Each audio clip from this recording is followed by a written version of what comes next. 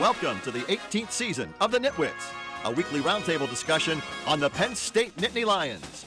Our Nitwits panel includes Neil Riddell of the Altoona Mirror, Mark Brennan of FightOnState.com, Jacob Cowker of WTAJ Sports, and a special guest nitwit each week.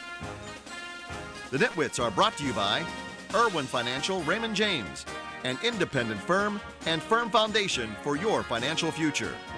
Coldwell Banker, no one will work harder to sell your home. By Reed and Salini, Doctors Reed and Salini provide orthodontics for children and adults. By Fiore True Value on 6th Avenue, Altoona, just ask rental. Buy what you want, rent what you need. By Monarch Cleaners, for all your cleaning needs. By Your Rehab Choice, Health South Altoona, ask for us by name. By Courtesy Motors of Altoona, where courtesy means a great deal. By the Allegro, where fine cuisine is a way of life. By EasyToUse.com, your Yellow Pages connection in print and online. By FightOnState.com, as close as you get to Penn State football without putting on a helmet. And by the Altoona Mirror, featuring Penn State Game Day every Friday and Penn State Extra every Sunday. Well, it wasn't necessarily pretty, but it was a win as Penn State picked up a victory over San Diego State. Welcome into this Week 4 edition of Nitwits alongside Mark Brennan, Neil Riddell, and Wally Richardson. I'm Jamie Baker filling in for Jacob Cowker. So let's kick things off with the defense. They had a pretty solid day, only 2 drives given up over 36 yards, less than 250 total. What did you guys think of their performance? Well, I thought that the defensive line was just incredible. I mean, when you look at everything, and we're going to touch on Anthony Zettel and the adversity that he went through, but wow, Nassib is playing like a superstar, and Garrett Sickles on the other side, and Austin, every one of those guys was a story yesterday. Just a tremendous performance. Yeah, when you talk about losing your 2 safeties, I mean, those guys are kind of like the quarterbacks of the back end of that defense, and for the other kids to come in and do a nice job, not a great job. I mean, Apke and Golden both came in and played relatively well. They were beaten a couple times, but to have those 2 key players out and still do what they did, a lot of people look at 21 points and think, well, yeah, that's a lot of points, but remember, one was on a kickoff return, one was on a short field after a muffed punt.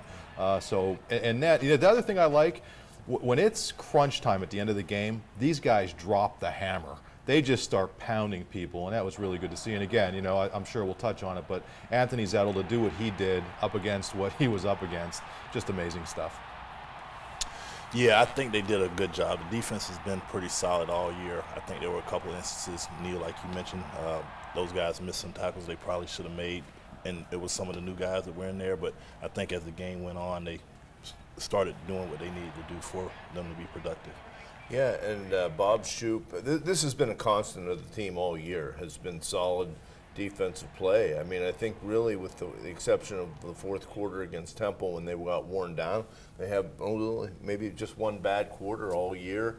The adjustments that they've made in terms of personnel, you know, starting with Wortman at the beginning of the year, and now yesterday, hopefully Marcus Allen won't be out too long because he's really good with run support. Yeah, the other guy I'd like to throw a shout out to is Troy Reeder. I mean, this is a guy they really weren't expecting to be a big contributor this year, maybe as a backup. He's come in as a starter due to injury. He is a blast to watch. Obviously, he's not perfect, redshirt freshman, but he is hitting everybody out there. There was one time when he hit his own guy, John Reed, who's making a tackle, and to see him bringing that kind of pop and that kind of energy is just terrific. And hey, Brandon Bell, you know, here's a guy, again, bringing a lot of energy. The defense has been really, really fun to watch this year so far. Well, the defense has been solid, but I'd say, on my own opinion, that yesterday was probably Christian Hackenberg's best game of the season. 3 touchdowns, almost 300 yards.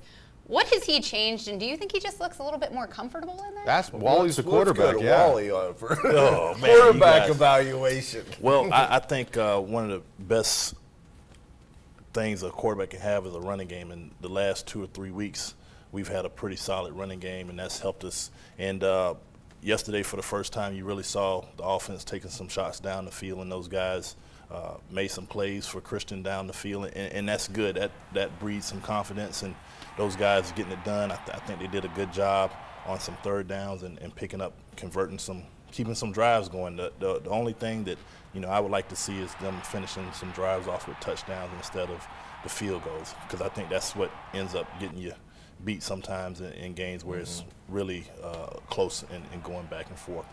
I like the fact that they started going to Blacknall.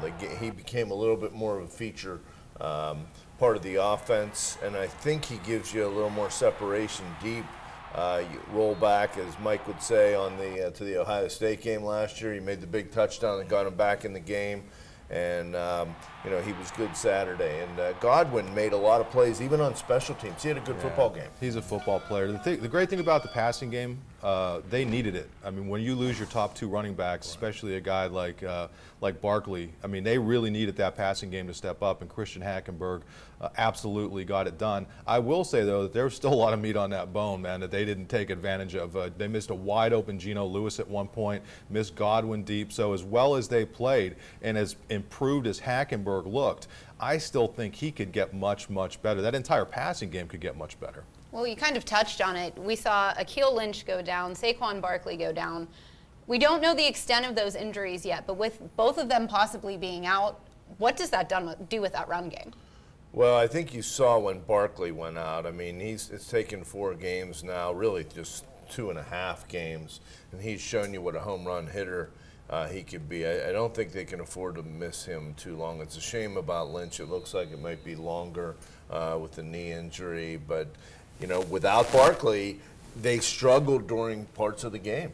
Yeah, I think Saquon is a dynamic running back. He that one play he made on the screen pass where he blocked the guy, caught the ball, and made about 6 guys missing getting in the end zone. That was a spectacular play. So we'll have to see if those guys if he's not available this week, if those guys that are replacing him are able to have that kind of production. I think what you're really looking for is the consistency, just getting the 3 or 4 yards when it's there, and when you have opportunity, big holes there, get 15 yards, pick it up, and just do what you need to do to keep the chains moving. But while you know as well as anybody, this is where the importance of depth comes in. And I'm not saying Mark Allen or Nick Scott are quite at that level as a Barkley, but those are good fallback guys to be able to put in there, much like the Archies and Pittses and those guys that you played with back in the day. I mean, we saw what Mark Allen was able to do as a receiver. Nick Scott we saw in the blue-white game, and I think if he gets an opportunity to play a little bit more, he'll be a good back for them.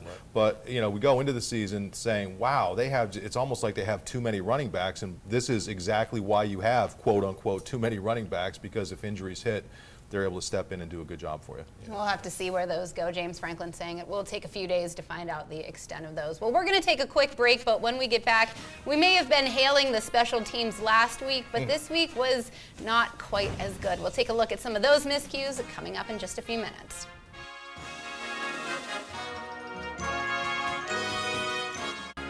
The Nitwits are brought to you by Irwin Financial Raymond James, an independent firm and firm foundation for your financial future.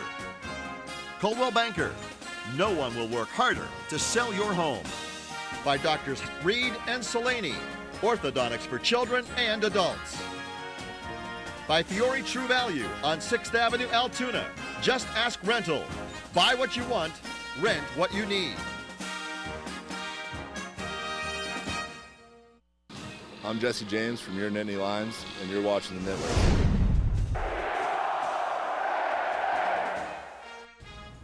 Mr. Jesse James making a little bit of a return. Yeah. Last week, the Penn State special teams were in shutdown mode, basically allowing nothing on kick returns. This week, not so much. The Lions allowed a 100-yard kick return, plus they had that muffed punt in the third quarter. Is this a big area of concern for you? Was last week just a fluke, or is this just a bad week? Well, it was a bad game for sure. I mean, if it wouldn't have had if Julius hitting 3 field goals, there would have been hardly anything positive. I mean, you kick the ball out of bounds at one point, you fumble a punt, you allow a kickoff return. Yeah, Godwin made the nice play too. I mean, he recovered that. But listen, it's like Joe used to say, you're never as good as you look when you win, and you're never as bad. I don't think they were as good as they looked against Rutgers, and Penn State fans better hope they weren't that bad, because that's what kept San Diego State in the game. I mean, if not for those special teams errors, that game is over by halftime more than likely. And then again in the third quarter they come and basically give them a short field touchdown that kept that game close. I mean, you looked at the total yardage numbers, and that game should not have been even close at the half. And this is what happens, special teams, they have to get that tightened up. It's almost like the kiss of death. They bring Charles Huff on the media call during the week. Everybody's singing his praises, singing their praises, and maybe this brings them back down to earth a little bit.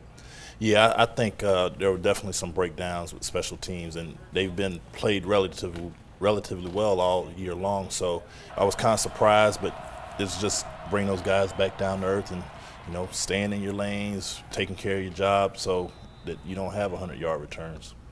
How about Joey Julius and that love that entire Penn State fan base has for him? I saw so many head cutouts of him at that game yesterday. Yeah, well, it was funny. Before the game, they actually were putting the head cutouts, and then they showed him on the sideline. But listen, again, though, he didn't have a great game. He made 3 field goals, but the kick that was returned for a touchdown was low. Then he kicks one out of bounds. So everybody's got to rein it back a little bit. And I also, one of the things that I would take exception to, and I said it before they did it, I didn't know about that 55-yard field goal attempt. In that game, I thought they were doing a good job controlling field position. Don't know that they needed to attempt that. This guy, his first really long kick attempt, I don't know that was the best. And then you go back to the previous week where he could have tried a really long one right before the half, and they didn't do that. Yeah, I agree with you. This was a field, with the way your defense is, a field position, yeah. They should have snapped it to They should have snapped it to him. He could have punted it. Yeah, I'm sure the big toe can punt. He would have punted it out of the stadium. Well, I guess that kind of leads us into our next thing. A lot of just not finishing, some stuff that they probably could have cleaned up a little bit more. What do you kind of think they need to clean up, especially maybe finishing out drives, things like that? Barkley makes you look good at times, but San Diego State had 8 tackles for losses. That's too many against, and they had a couple sacks. But dumping runners 8 times is just, I think that's one area. They were a little better with penalties yesterday, but they still made 5, and, maybe that's a little picky, but those are a couple things. Yeah, I think what Penn State needs to do is just stop with the unforced errors. A lot of times it's not what the other team is doing to us, it's what we're doing to ourselves. I think if we can cut those down, we'll be in pretty good shape. And like Neil said, we've got to finish out drives with touchdowns instead of field goals, because in a close game, that's how you end up getting beat. And to get those 2 scores before the end of the first half yesterday was really good, and we got the ball to start the half. That first 5 minutes of the second quarter, you can really, the second half, you can put the game away. You just got to have a better finishing kick.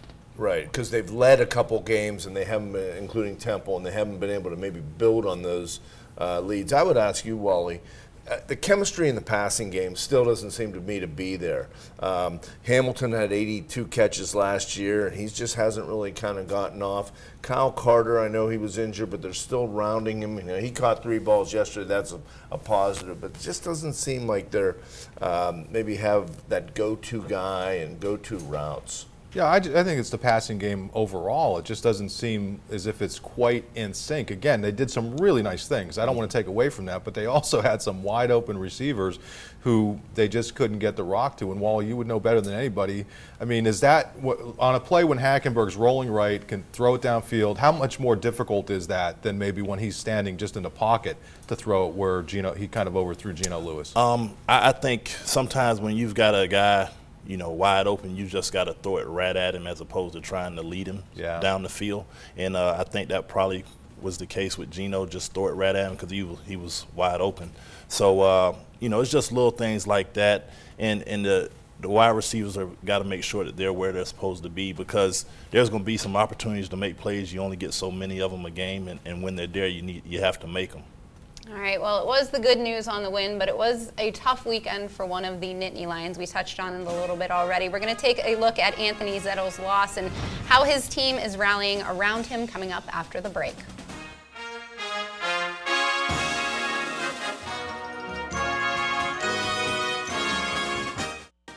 The Nitwits are brought to you by Monarch Cleaners for all your cleaning needs.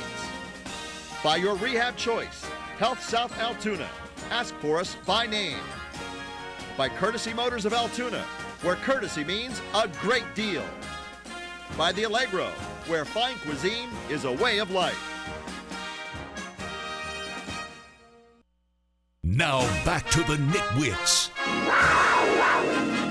A roundtable discussion of Penn State football. Welcome back. For the most part, spirits were high in Happy Valley for the win yesterday, but I think anybody who knows Anthony Zettel had a bit of a heavy heart for him. Zettel's father lost his battle to cancer on Friday. Just as somebody who's covered him, knowing how much his teammates, his coaches, the media respect him, it was amazing for me to see him come out yesterday and play the way he did, having a career day. Well, and I think that's a reflection of his family and his father and what this kid is all about. And listen, James Franklin said it after the game. What an amazing, for what this family's been through, how amazing if they handled the whole thing. And then this kid to go out and play the way he played, leads the team in tackles. People may have missed it, but on Austin Johnson's big return, he laid out the fullback and really cleared the way for that thing to happen. You hate to see anything like this happen to somebody so young. And to hear that Anthony Zettel had been going home to see his dad the last 3 weeks, you can tell that obviously he had been playing with a heavy heart for the last 3 weeks. But I think all Penn State fans are kind of rallying around him. His teammates and coaches obviously rallying behind him. And your heart absolutely goes out to him and his family. One thing I love that James Franklin said yesterday was that it's not just about him. The entire Penn State football team feels it because it's not just his family, it's their entire family. And I think that would be such a great feeling to have for Zettel, to have that whole group of guys behind him. Right, and they're apparently going to cut practice short today and take a contingent up to the funeral. And this is where having a football family can add to a lot of support. Wally, as the director of Nittany Lion Club, you would know, I can't remember, having a player right on the eve of a game. I'm sure it's happened, but going through this, and how does the whole university community support something like this? Well, I think you just, when a person's going through something like that, everybody handles death in different ways, and their loved ones moving on. So you just want to be there to support them. And I think, not everybody on that team has lost a parent like Anthony is just going through. And until it actually happens to you, you don't really know what that feels like. So I think the best thing that they're doing is just being there for him and providing the support to Anthony and his family as he needs it. Yeah, one thing when you talk about family within the team, remember that this guy's a fifth-year senior. So imagine what he's gone through with the program and with those other fifth-year seniors. And after the game, Angelo Mangiero, another fifth-year senior, spoke very eloquently about how his heart goes out and how much all his brothers have his back. And completely understandable that Anthony Zettel wasn't available to the media, but his just hearing his teammates and his coach talk about him, you got the sense of what this kid and what their family's all about. Yeah, Mangiero was literally in tears. Yeah, and it's completely understandable. These guys have been through a lot together, and they are, they're family. These guys are family, and they're going to be family, as Wally knows. You meet these guys when you're in college as football players, maybe from different areas of the country, but I'm sure you still have friends today that you consider family. Definitely. It's just when you spend that much time around people and all working for the same things, dealing with the same type of adversity, challenges, it's just a natural thing to happen for you to develop a type of kinship and closeness. Well, Garrett Sickles said yesterday when he came in to visit, he actually stayed with Anthony Zettel and has gotten to meet his family, and said, you never want to see somebody go through that, especially a guy like Zettel, who is kind of a father figure himself in the locker room. Yeah, and when you look at the impact Zettel's had on his teammates, that all starts really with the defensive line. And I don't think it was a coincidence that all of them had such an inspirational performance yesterday. No, I totally agree. He looked like he was playing for a reason out there yesterday. Well, we're now going to put that San Diego State game in the past, and it's time to start looking forward. When we get back, I'm sure there's going to be some bragging from this guy to the left of me. We're going to crown our Nitwit of the Week and start getting ready for the Army Black Knights. Don't go away. The Nitwits are brought to you by EasyToUse.com, your Yellow Pages connection in print and online. By FightOnState.com, as close as you get to Penn State football without putting on a helmet. And by the Altoona Mirror, featuring Penn State game day every Friday.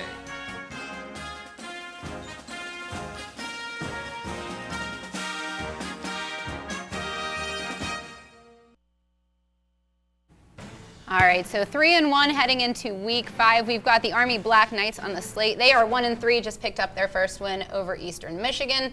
What are your thoughts, some predictions, especially with, like you said, the running game being a little bit in question? Could this be a little bit closer than maybe you might have thought a few weeks ago?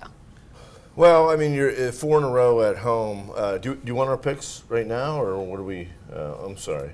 Why don't you clear up Wally's situation first? Yeah, I want to clear up. We changed Wally's job description. I'm sorry.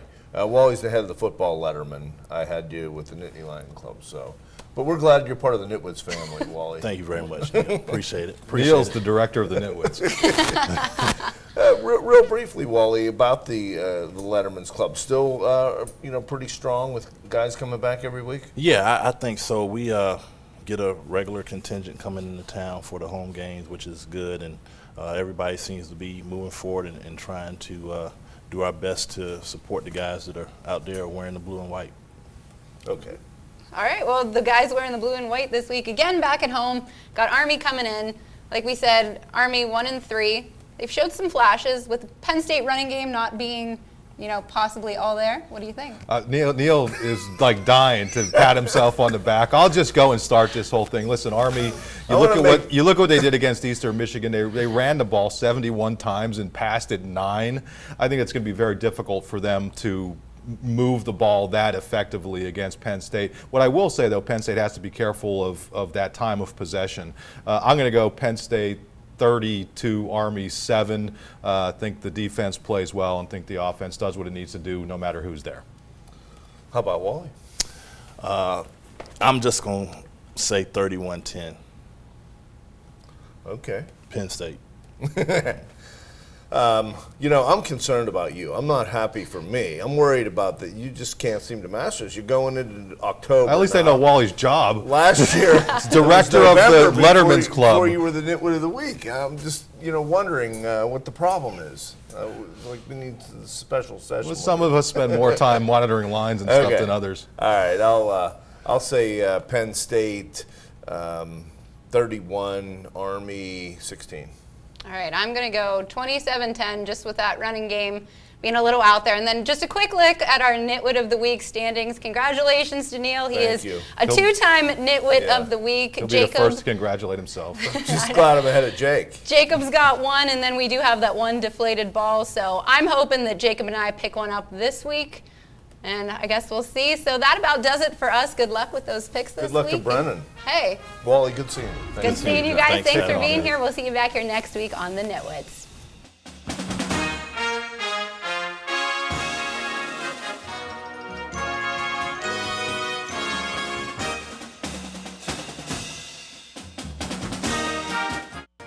The Nitwits are brought to you by Irwin Financial Raymond James, an independent firm and firm foundation for your financial future.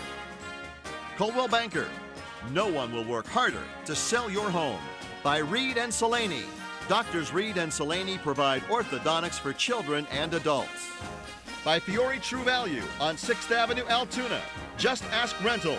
Buy what you want, rent what you need. By Monarch Cleaners, for all your cleaning needs. By Your Rehab Choice, Health South Altoona. Ask for us by name. By Courtesy Motors of Altoona, where courtesy means a great deal. By the Allegro, where fine cuisine is a way of life. By EasyToUse.com, your Yellow Pages connection in print and online.